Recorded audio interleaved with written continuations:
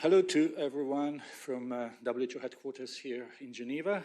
My name is Tariq, and I welcome you for our press conference on the outcomes of emergency committee meeting regarding the epidemic of Ebola Bundibugyo virus disease in Democratic Republic of the Congo and Uganda. Very warm welcome to everyone online, but also to journalists who are here in our press room with us, both journalists who are accredited journalists at the UN in Geneva, but also journalists who came specifically for the ongoing World Health Assembly that is taking place this week here in Geneva, both in the UN and WHO building. I will introduce our speakers, and then we will open the floor to questions. We will be taking questions from the room first, and then also we'll take a few questions from journalists online. With us, we have, as always, Dr. Tedros, WHO Director General. We also have Dr. Mohamed Yacoub Janabi, who is our Regional Director for Africa. Dr. Chikwe Iyekweazu is Executive Director of Health Emergencies Program for WHO. Dr. Marie-Rosaline Belizer is Regional Emergency Director and Incident Manager for this outbreak in our Regional Office for Africa. With us is also Dr. Abdirahman Mahmoud, Director for Health Emergency, Alert and Response Operations. Anaïs Legon is a Technical Officer for High Threat Pathogens at the Health Emergency Program here in Geneva. We also have with us in the room Steve Solomon, our Principal Legal Officer, and Dr. Vasi Morty, who is lead at interim of Research and Development Blueprint. Online, we should have Professor Lucille Bloomberg, who is the chair of WHO IHR Emergency Committee on Ebola Bundibugyo virus disease outbreak. We also have Dr. Jean-Marie Okwobello, who is a vice-chair of the WHO IHR Emergency Committee. We should also have our representative in the Democratic Republic of the Congo, Dr. Anne Ansia, and she should be also able to join and give us update from the field.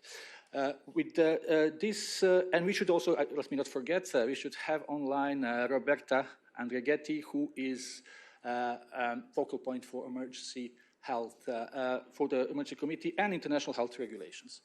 With this, I'll give the floor to Dr. Tedros for his opening remarks. Thank you, Tariq. Thank you to our ACANU colleagues for joining us today in person, and to other members of the press online. Good morning, and hello to everybody, and thank you for joining us. Early on Sunday, I declared a public health emergency of international concern over an epidemic of Ebola disease in the Democratic Republic of the Congo and Uganda.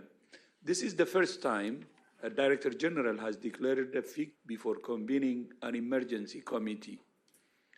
I took this step in accordance with Article 12 of the International Health Regulations after consulting the Ministers of Health of DRC and Uganda, and in view of the need for urgent action. I determined that the situation was not a pandemic emergency, which is the new and highest classification under the amended International Health Regulations. After declaring the FIC, I immediately convened an emergency committee under the IHR, which met yesterday and agreed that the situation is a public health emergency of international concern, but is not a pandemic emergency. WHO assesses the risk of the epidemic as the high at the national and regional levels and low at the global level. So far, 51 cases have been confirmed in the DRC, in the northern provinces of Ituri and North Kivu, including in the cities of Bunia and Goma, although we know the scale of the epidemic in DRC is much larger.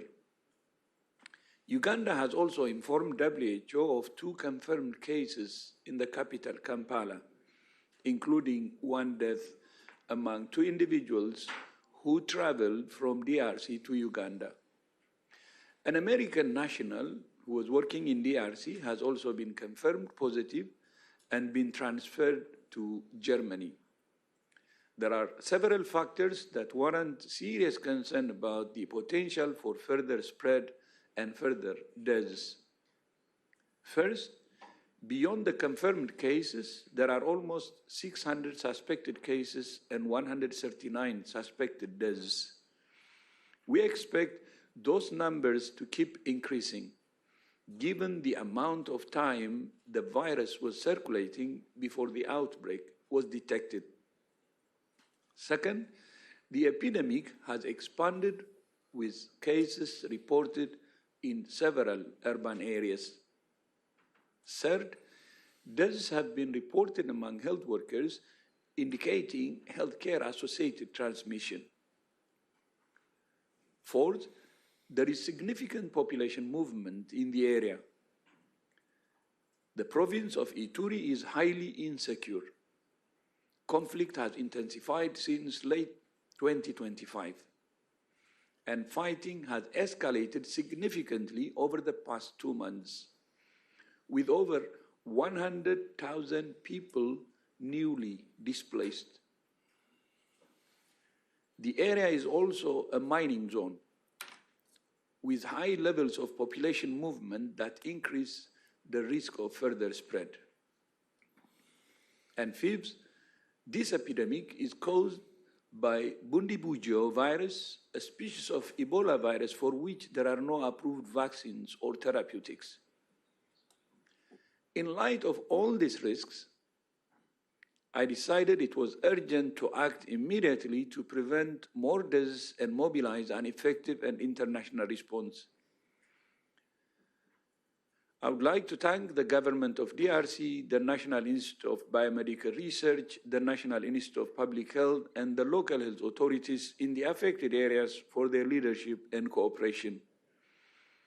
I also thank the government of Uganda for postponing the annual Martyrs' Day celebrations, which can attract up to 2 million people because of the risk posed by the epidemic. My thanks especially to His Excellency President Museveni for taking this action. WHO has a team on the ground supporting national authorities to respond. We have deployed people, supplies, equipment, and funds. To support our response, I have approved an additional $3.4 million from the Contingency Fund for Emergencies, bringing the total to $3.9 million. In the absence of vaccines and therapeutics, there are many other measures countries can take to stop the spread of the virus and save lives, which the Emergency Committee has outlined in its temporary recommendations. To say more, I'm pleased to invite the chair of the committee, Professor Lucille Bloomberg, from the University of Pretoria in South Africa.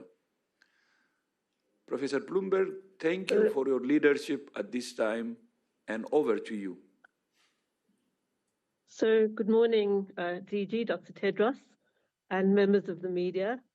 The first meeting under the International Health Regulations of the Ebola Emergency Committee took place last night, and I would like to thank the members and advisors on this committee, the Vice Chair and the Rapporteur, for convening at such short notice and sharing their expertise and experience in responding to this meeting and the call to respond to this outbreak.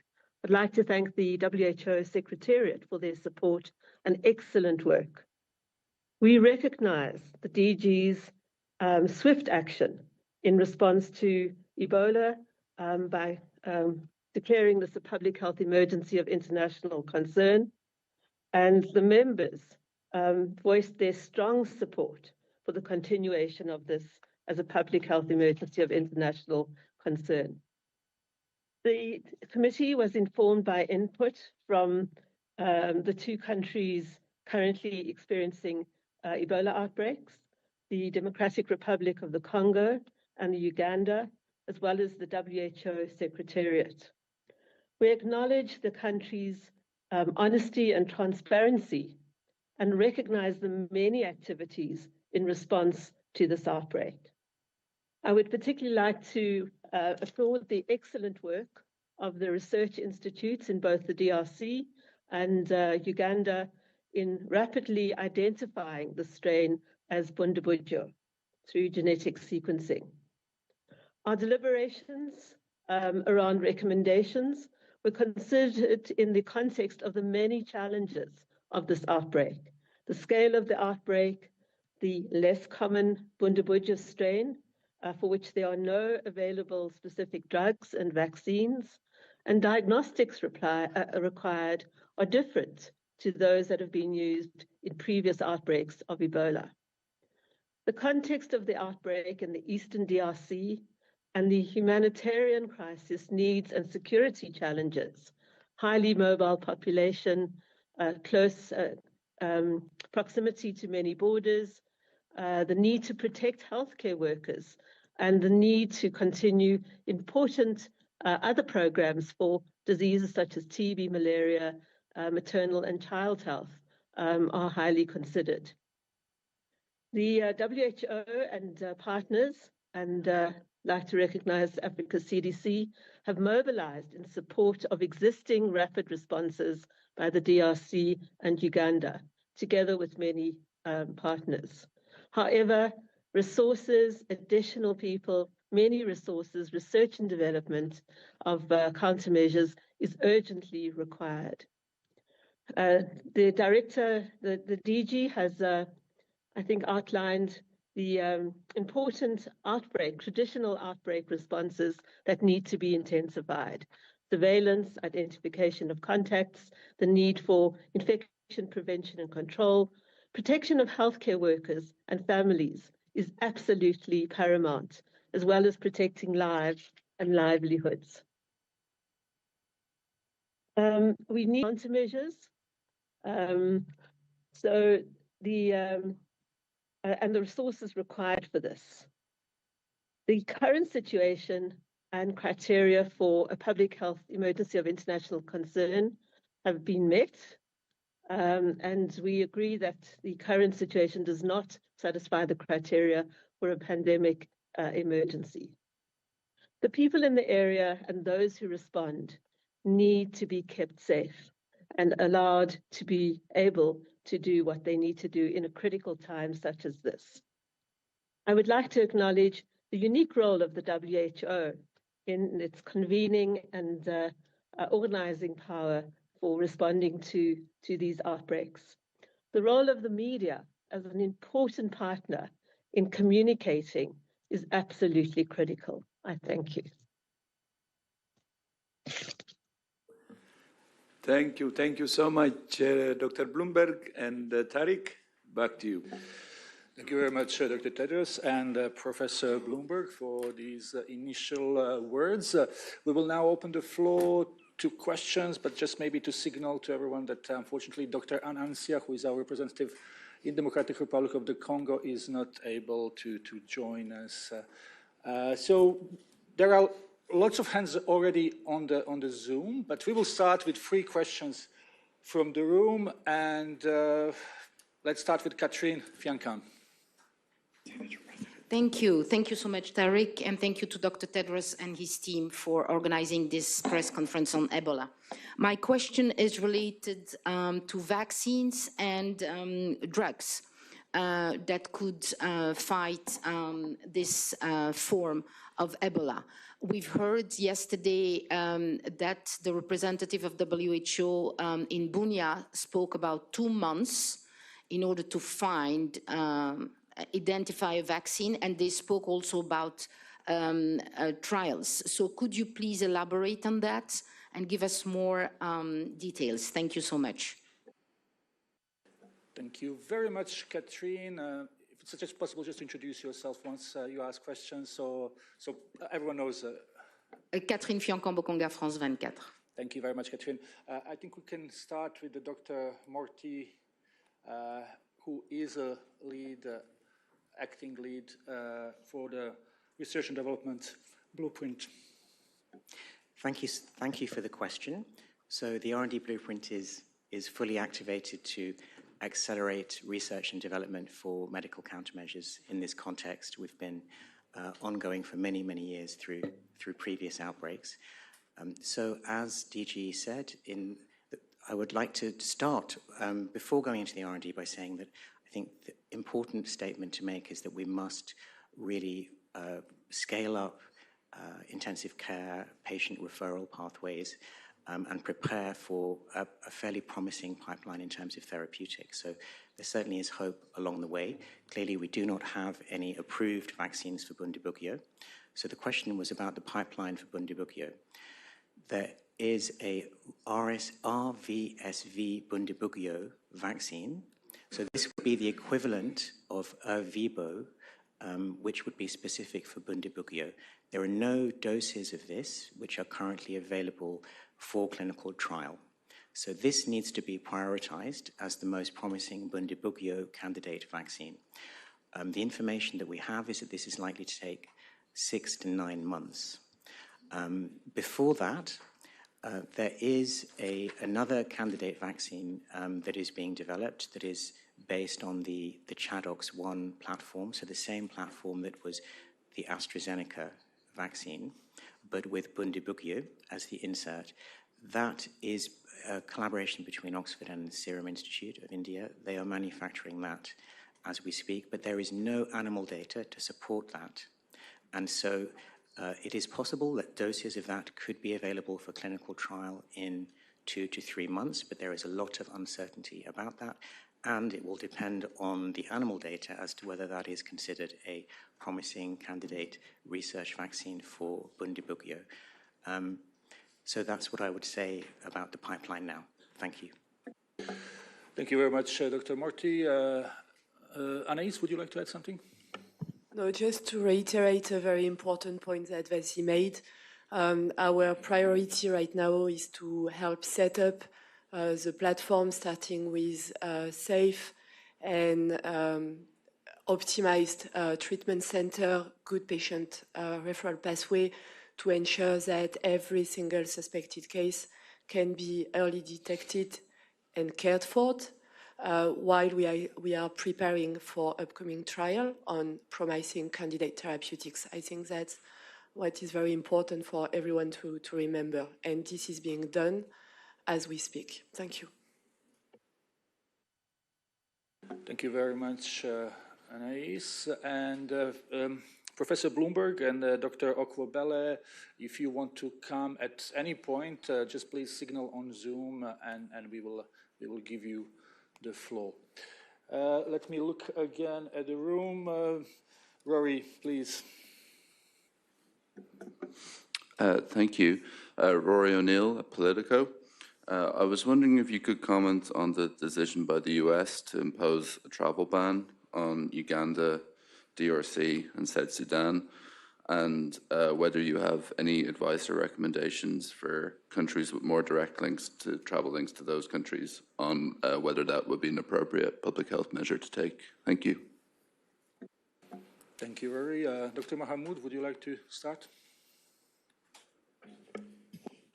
Thanks for that question. Well, WHO recommendation for a long time is evidence and science-based and solidarity. For some time, we know what works. What works is contact tracing, monitoring those contacts, isolation, and immediate referral. Give you an example, like Uganda has done an incredible amount of work in tracing all the contacts and putting them in an institution or home quarantine and monitoring them. So we encourage all contacts, and our recommendation, we'll hear from the emergency committee what the recommendations are. All contacts, all cases should not travel. So we would like to, all countries, and appreciate what they have done so far. That's the first step of defense in terms of a global health security. Second element, countries are doing point of exit screening. Both Uganda, DRC are already doing that.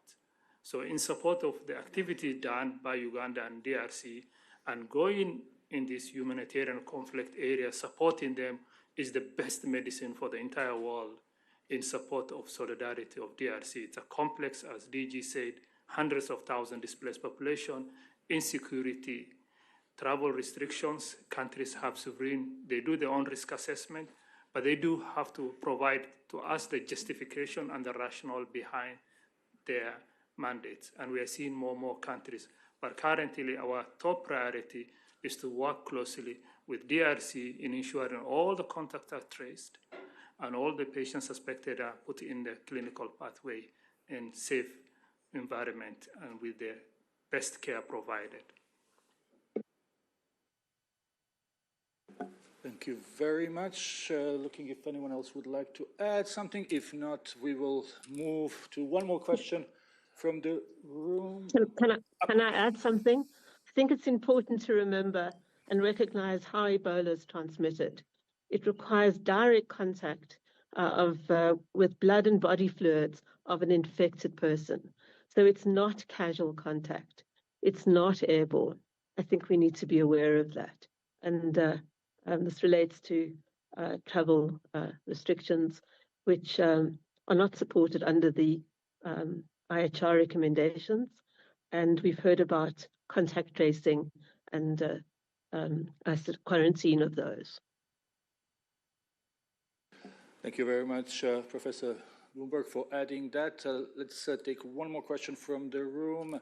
Nina Larsen. Thank you very much for taking my question. Nina Larsen, AFP. I was wondering if we have any indication of how long Ebola has been spreading for, or how long it had been spreading for before it was detected, and if you have any response to U.S. Secretary of State Marco Rubio, who yesterday said that the WHO was a little late in identifying this current outbreak. What role do you see that WHO had in that detection, and what impact do you think the U.S. cuts may have had on the speed with which this response happened? Thank you. Thank you, Nina. Maybe we start with Anaïs. Thanks.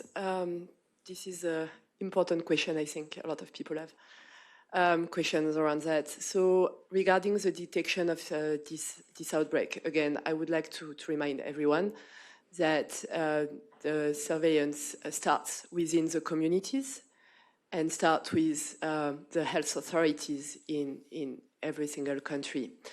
As soon as WHO was aware of the signal, support was provided to DRC to investigate as quickly as possible. And this ended up with a confirmation late last week. Investigations are ongoing to ascertain when and where exactly this outbreak started. Given the scale, we are thinking that it has started probably a couple of months ago, but investigations are ongoing, and our priority is really to cut the transmission chain by implementing contact tracing, isolating, and caring for all suspect and confirmed cases. I defer to my colleagues for the other question. Thank you. Dr. Janabi, would you like to add something? Yeah, on top of that, I think it's important first detecting outbreaks such as Ebola in a complex setting like Ituri province in the DRC is inherently challenging. Surveillance systems rely on a combination of community reporting, local health facilities, lab confirmation, and a partner coordination. So in remote or insecure areas, it can take time for cases to be recognized, samples transported. I said the other day, from Ituri to Kinshasa is 1,700 kilometers. So until diagnosis is confirmed. So it's very important to emphasize that primary responsibility for detecting outbreaks rests with national health authorities as part of the international health regulation framework. So the WHO role is to support countries technically, operationally, and with coordination so that signals are rapidly investigated and confirmed. I just wanted to add that. Dr. Mahamoud? Thanks. Just to build on the Anais and the point raised by Dr. Janabi, is to put this in context. This outbreak is happening in a highly endemic other diseases that present similar symptoms from malaria, dysentery, and all other. So that index of suspicion, we've been picking signals from here, and yesterday we heard from the DRC authorities where their ongoing investigation are almost right now being completed. What they told us yesterday was on April 20th, there was a death of a patient.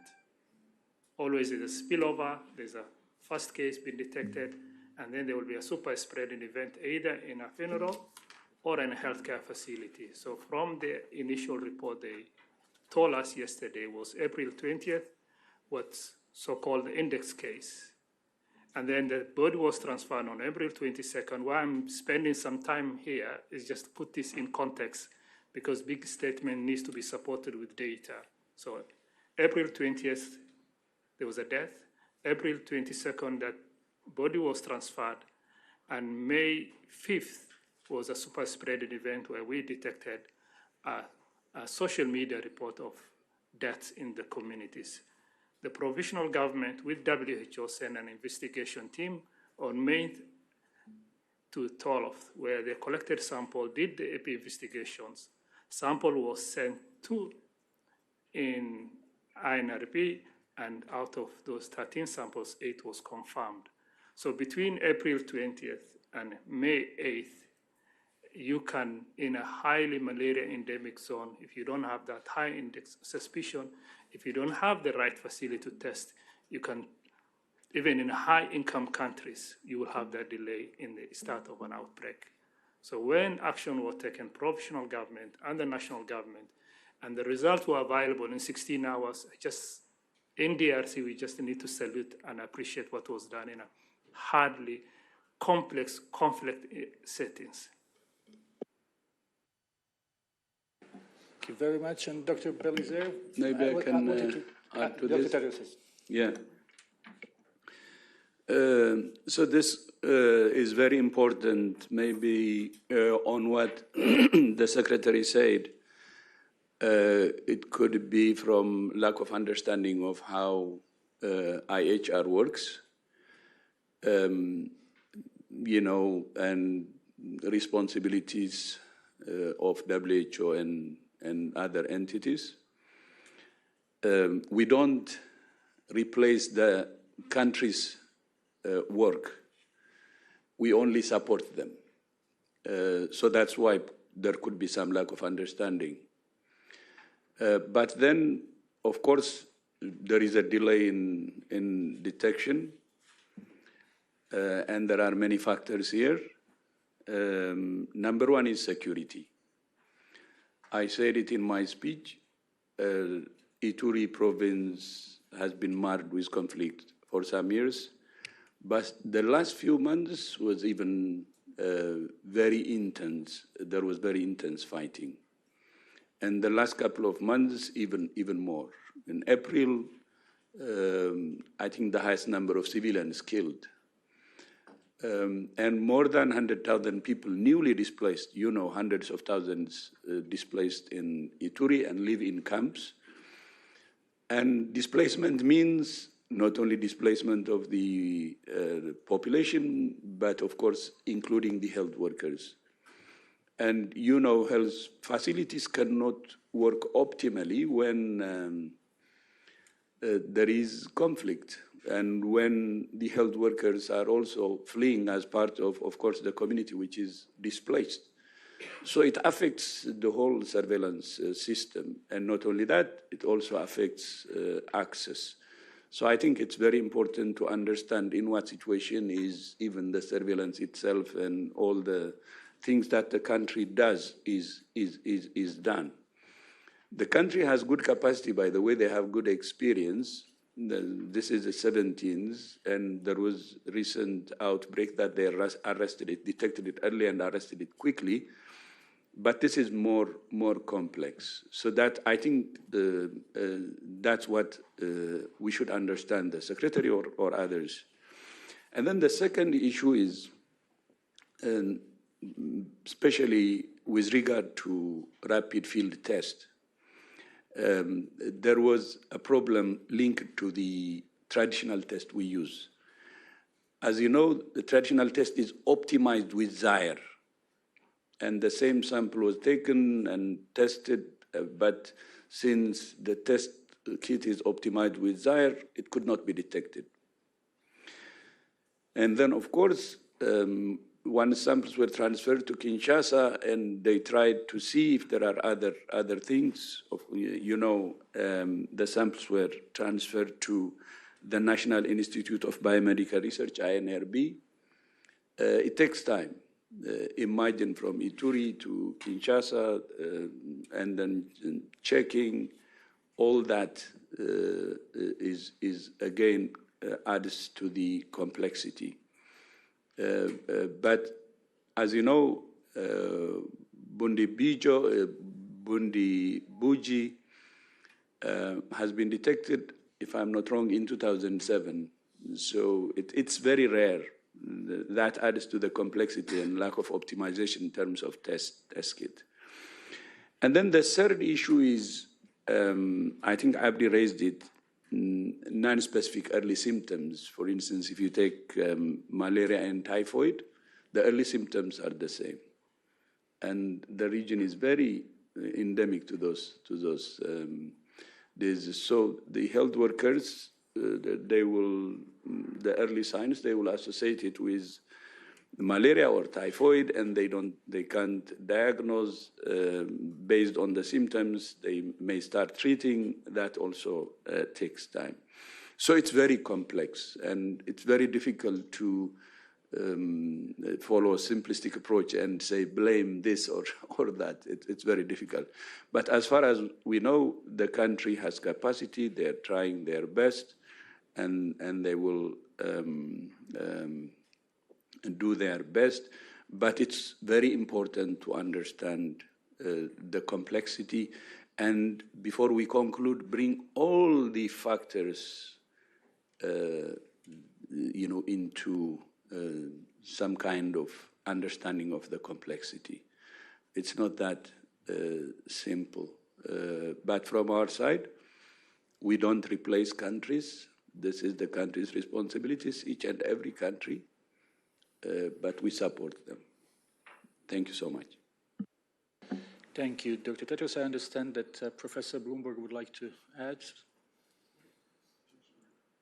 I think the DG has spoken about Bundabujo and the diagnostic challenges, so thank you very much.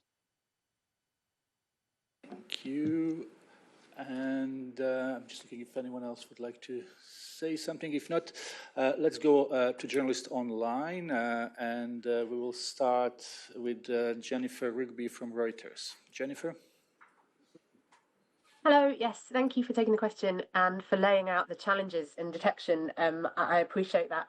But I just wanted to check again if there's any guidance on whether any of the funding cuts from wealthy donor countries to DRC or to WHO have contributed at all to the delay in detection or the availability of tests for this rare strain, or are hampering the response now. Thanks. I think it's a brief answer again. The way I answered earlier, we don't need to jump into conclusions before we understand the whole complexity. So it would be very difficult to associate it with funding alone. So I would be happy to look at this properly and understand what were the pitfalls, and of course learn from this and improve for the future. Thank you. Thank you, Dr. Tedros.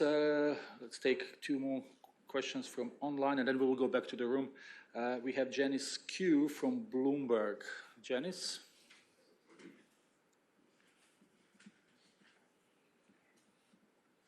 Hi, can you hear me?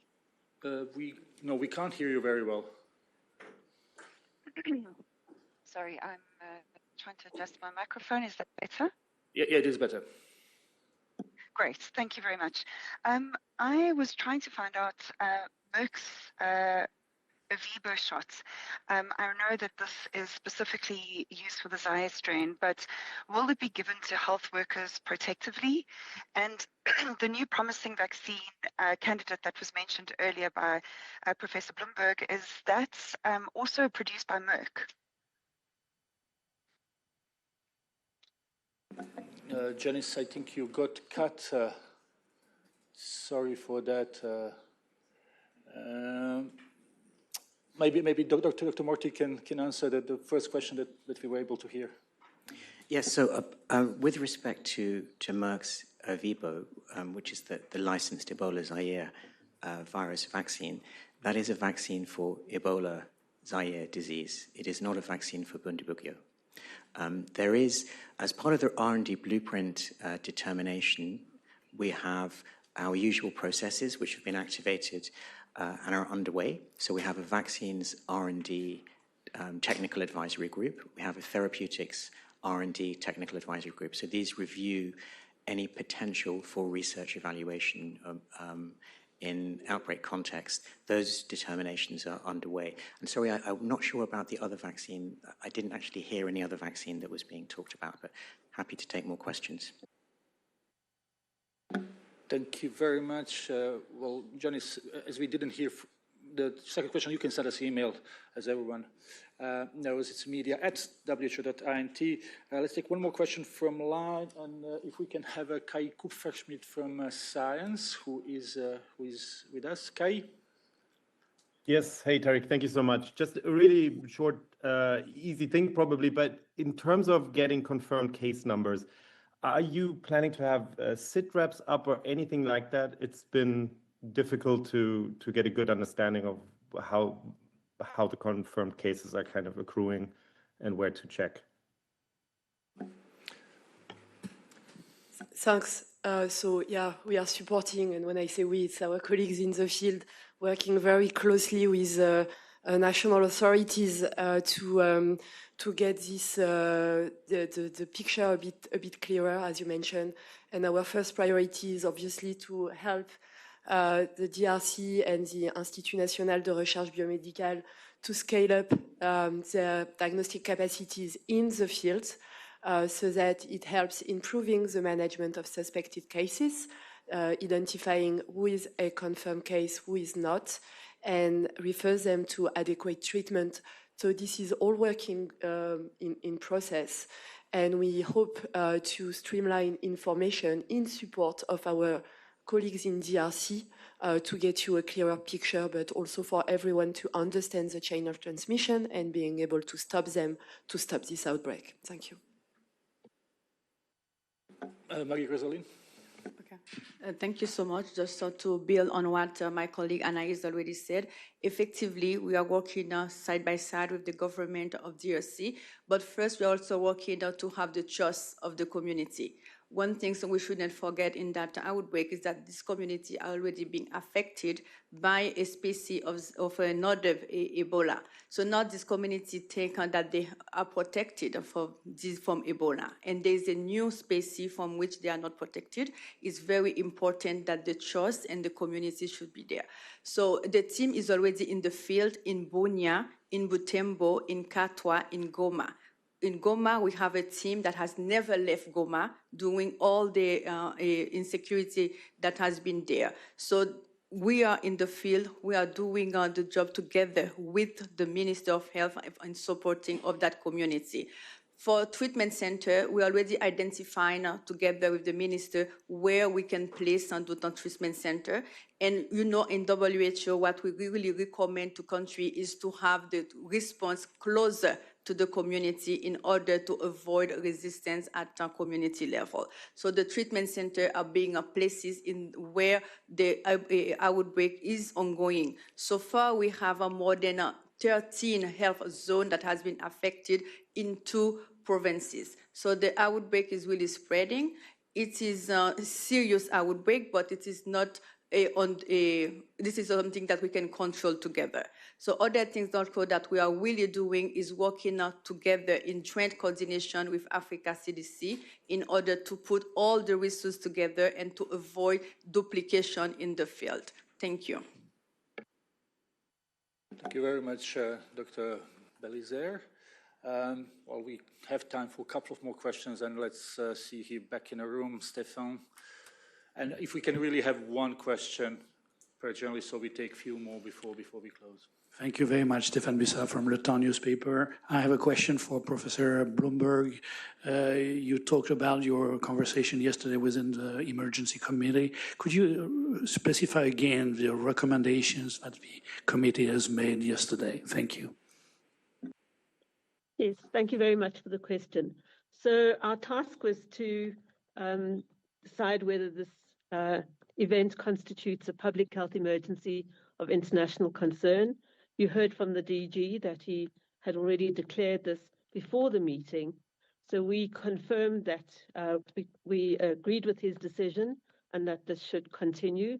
It satisfies all the criteria. We heard from the countries and about their actions and heard about many of the challenges. And our role is to provide additional or supported temporary recommendations to member states. That's around many of the things we've already discussed today, the need for R&D, the need to scale up surveillance, quarantine, and identification of contacts, safe burials.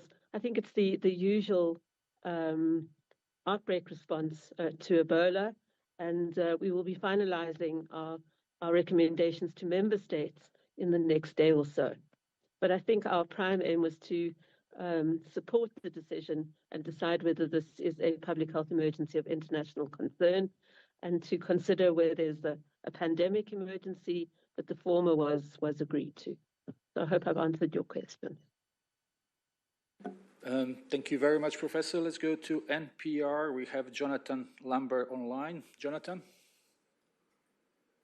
Hello, thanks for taking my question. It's about testing capacity. My understanding is that a shortage of lab test supplies and reagents was at least in part responsible for delays in confirming that this was Ebola. Can someone speak to the supply chain of testing and reagents and kind of where funding for this, as well as funding for the transport of samples, comes from and what might have caused the shortage? Thank you, Jonathan. Anaïs? Yes, thank you. I will try to be as little technical as I can. As you understand, the virus circulating is part of a genus of called ortho-Ebola virus.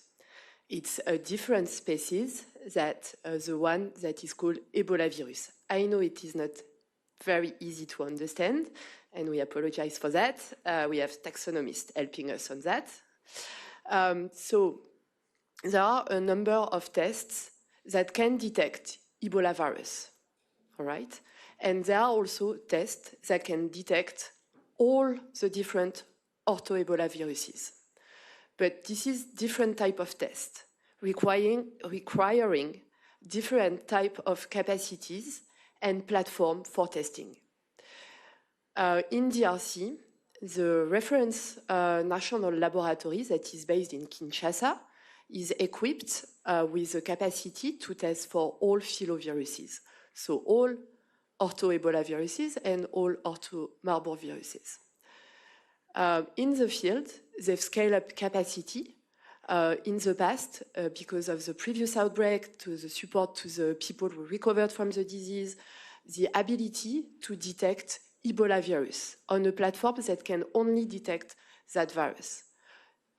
Now, we are working with INRB and other colleagues to look at different platforms, and there is a promising one, the one that is being used, and we are working very closely with INRB so that we can get good validation data that would be able to be close to patient PCR testing, able to detect Bundibugyo as well.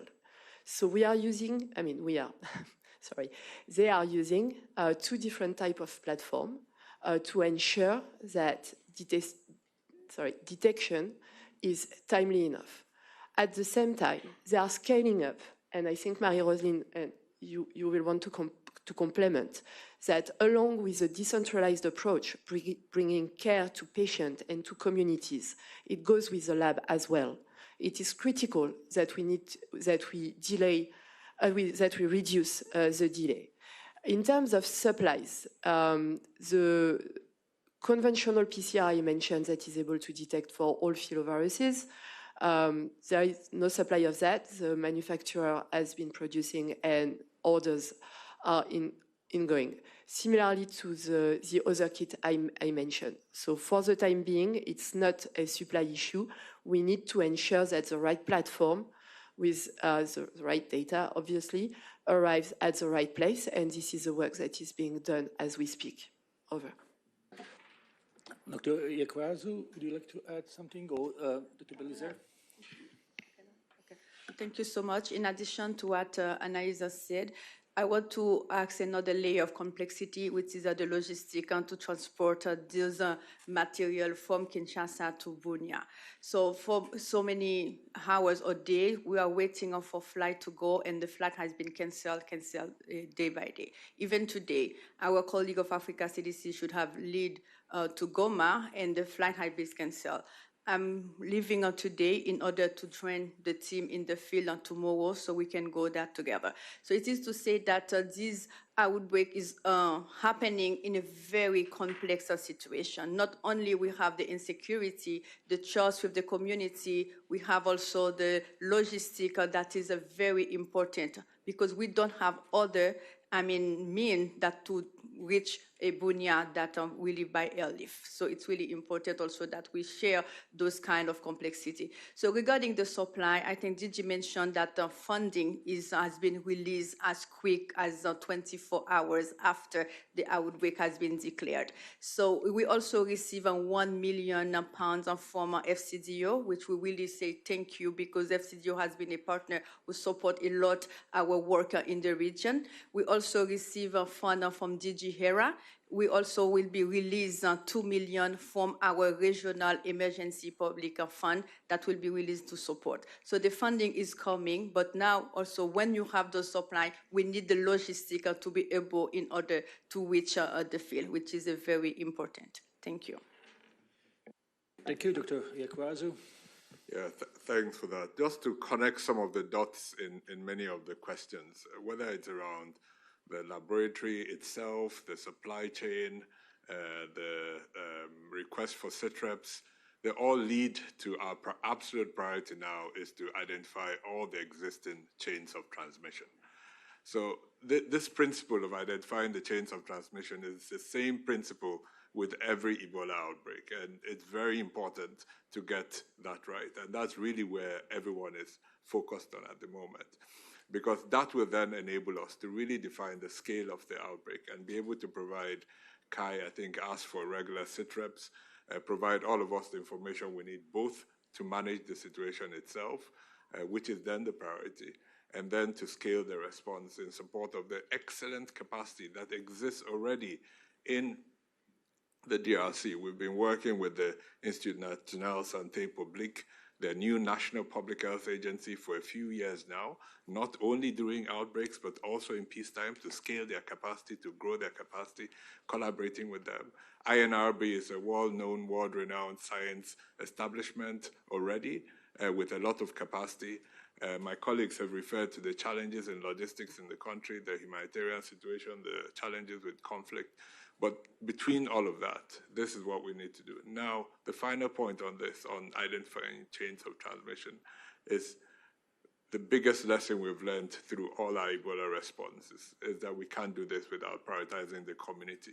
So if we think that we are going to jump in there and solve all the problems, which is the instinct of many people working in this field, then we will not have learned the lessons of history. So the lessons are that irrespective of the pressure right now to go in, to do, to jump, that we have to work with the national institutions, the communities, the people. It is only through them and the confidence that we can build in them that we will be able to identify these cases, isolate them, identify the contact, isolate the cases, treat them, identify the cases, treat them, identify the contacts, isolate them. This is not possible without the community. So Yes, there's a lot of pressure for us to answer all the questions right now, but I also solicit a bit of patience as we figure out what is going on, what we need to do, and deliver an appropriate response for this to support the people and the government of the DRC. Back to you, Tariq. Thank you very much, Dr. Ghebreyesus. We are really approaching 12 o'clock, time we would have to stop. Let's take like the last two very short questions from Jamie and from Laurent. So Jamie first, then Laurent, and very short and one question. Thank you very much. Dr. Ghebreyesus, you mentioned a question that I wanted to ask, but I just wanted to go back. So, Madame Legon, you said that earlier that you're thinking that this has started probably a couple of months ago, and I note that the number of suspected cases is continuing to grow. I think it was 500 yesterday. Today it's 600, you mentioned. So based on those dynamics, what is your projection about how long this outbreak could last and how many people could be affected? Basically, to give us an early idea of what you just mentioned, Dr. Ghebreyesus, about defining the scale of this outbreak. What are your early projections about that? And I just wanted to ask another quick one, which sort of alludes to what you said. Infodemic and cultural disbelief came up from the WR yesterday. What are you doing? We have a team on the ground around Bunia right now. What is being done locally to try to help address that infodemic, which is a term that Director General has used very often in the past, of course? Thank you for putting me in the spot. I'm not a modeler, so I will not be able to answer your question precisely. We know there are teams ongoing. There has been a couple of modeling studies that have been published. Again, currently our understanding is focusing on what we can do now, cutting the chain of transmission and helping communities, and I think I'll defer on what's being done to my colleagues. That being said, we will not wait for this virus. So we are already scaling up. And as things evolve in the field with the capacity to diagnose, with the capacity to isolate, with the capacity to care, we will get a better understanding of that. But right now, our priority is to focus on supporting affected communities with the full response capabilities as close as possible to them. And I'll defer to you, Marie-Roseline. And Dr. Janabi as well. So Dr. Janabi, then Dr. Balizak. Yeah, thank you. Maybe what I can top up regarding the trajectory, it is too early to provide any precise projection on duration or total numbers. However, experience tells us that trajectory will really depend heavily on how quickly we can scale up case detections, like my colleagues have said, isolation, community engagement, which Chikwe just mentioned, and infection prevention measures. So at this stage, I think that could be the best response. Okay, thank you. So we receive some modeling studies because we are working with some partners. One of them is the Imperial College of London, who just released some modeling studies. So based on that study, their estimation, we are talking about modeling. So they estimate that we can have two scenarios. One of them is between 400 to 800 cases, that could be. And also one of them the worst scenario could be 1,000 cases. So they use the method of geographic spread. That is one of them. And the second method they use is the back calculation from death. So far, as a number of deaths, how many cases they can produce in the community. However, as my colleague said, they are estimation, and the reason why we are going on the field with my colleagues, epidemiologists, and also clinical care from HQ in order to have a preliminary assessment that can give us an idea on what are we really talking about, what is the extent, and what could be really the starting date of that outbreak, so that can give us an idea on how we set up this response. But we already agreed that the response, we will scale it up. We will not wait to scale. We will really starting a very scale up our response. And after 2 months, if the situation is under control and there is a need to scale down, so we can scale down. So that means we are using the no regret policy and no harm policy of the emergency response program in WHO to scale up that response as big as possible. Yeah, thank you. Thank you. And then let's have a last question. Laurent, please. Yeah, thank you, Laurent Siro, Swiss News Agency. DG, you mentioned the volatile security situation in the eastern part of the country. Do you call the M23 to reopen formally the Goma airport in order for supplies to get faster? And linked to that, do you plan the deployment of international rapid response team and the IHL, or on top of the WHO team that you have already on the ground? Thank you. Thank you, Laurent. I'm just looking who would like to...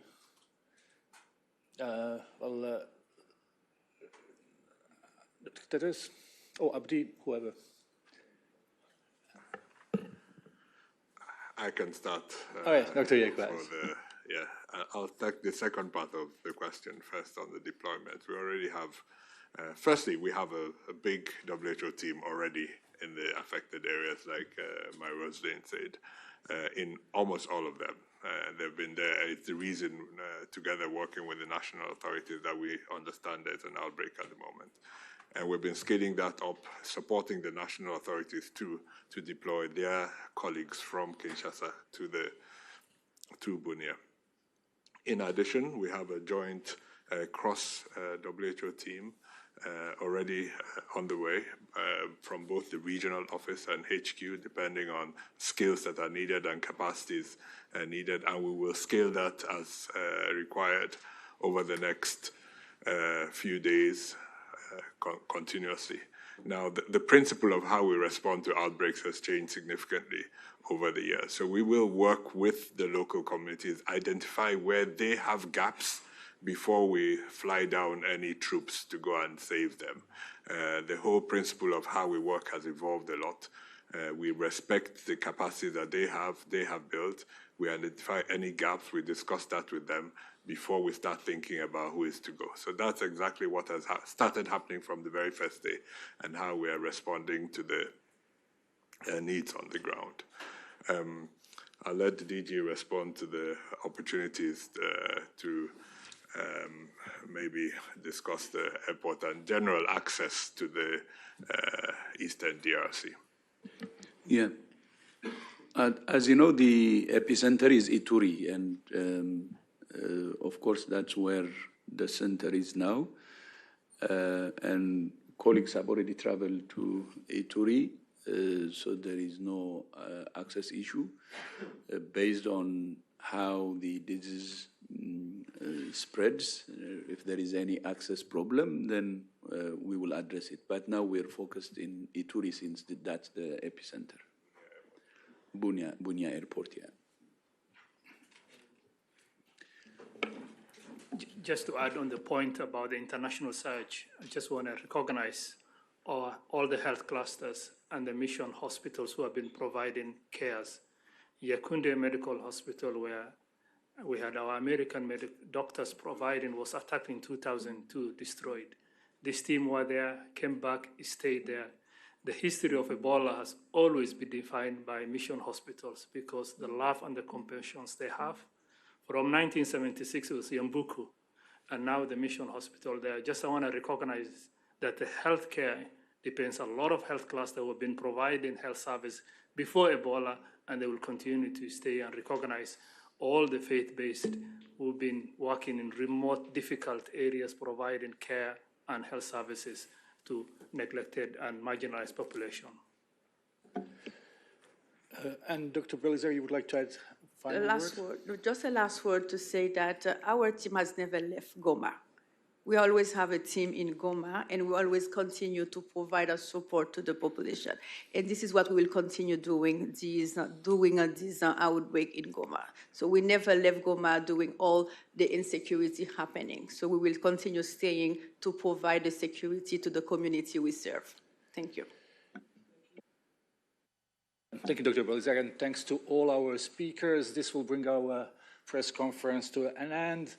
We apologize to journalists who had their hands up online, also some journalists here who may have had more questions, but don't hesitate to contact us on media@who.int if we can assist you in any possible way. We will be sending the audio and video file of this briefing shortly to our media list. I give the floor to Dr. Tedros for his closing remarks. Thank you to all members of the press, especially Akanu, for joining us today, and see you next time. Thank you.